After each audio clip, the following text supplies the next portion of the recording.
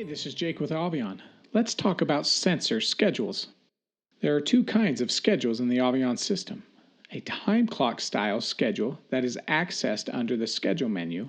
This is used to turn on and off lights and set lights to a specific level. The sensor schedules are used to change the motion settings, or in other words, the mode the sensor is in. A quick note, when you change a motion sensor setting to a different mode, the timers are set to 0. You need a motion trigger to get the timers to start counting again. I will cover this in the second example.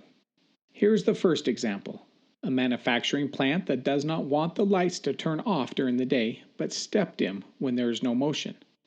They want everything off at night, and the motions not to turn the lights on after hours. Let me show you how to configure this scenario. On the motion sensor, select Sensor Schedules. Add a schedule. You have a start time and an end time.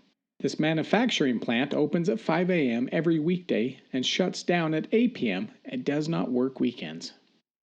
Selecting the start from, I will pick weekdays at 5 a.m. and select back. Then I will select the mode I want. I am selecting the Hold Dim to and select back. Selecting the end, I choose weekdays and 8 p.m., then select back. The end mode is going to be Disable Motion. With this schedule, during business hours, the sensor will step dim, but not turn off the lights, and after business hours, the sensors are disabled. To save this schedule, I am going to select the back option until I see Save in the top right of the app. A bit of a note. I do not have a schedule for the weekend because Friday at 8 p.m. the sensors are disabled and then are enabled on Monday at 5 a.m. So they will be disabled all weekend. During this time, the user can still manually turn on and off the lights with a wall station. They will have to remember that after hours to turn them off when they are done. You can have multiple sensor schedules if you need the sensors to act differently during the weekend or other times of the day. For the second example, we are going to get even more detailed. This use case involves both normal schedules and sensor schedules. We have an office building parking structure that has sensors in each area light. They want to use the photocell feature of the sensor to turn on the lights when it gets dark or overcast, and the motions to increase the light level across the entire parking structure when one is triggered. They also want the parking lot to turn off at 10 p.m. so that they can follow local restrictions and not annoy the neighbors. On the motion sensor, select Sensor Schedules. Add a schedule. You have a start time and an end time. Selecting the start from, I will pick every day at 7 a.m. and select back. Then I will select the mode I want.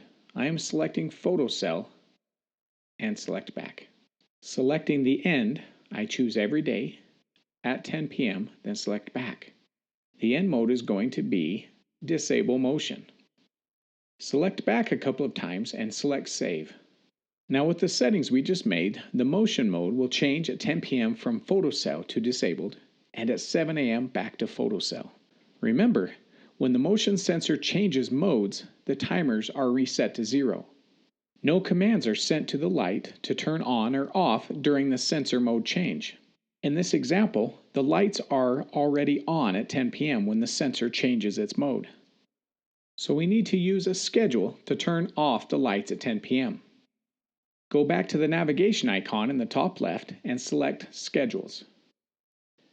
Add a schedule. Let's name it Parking.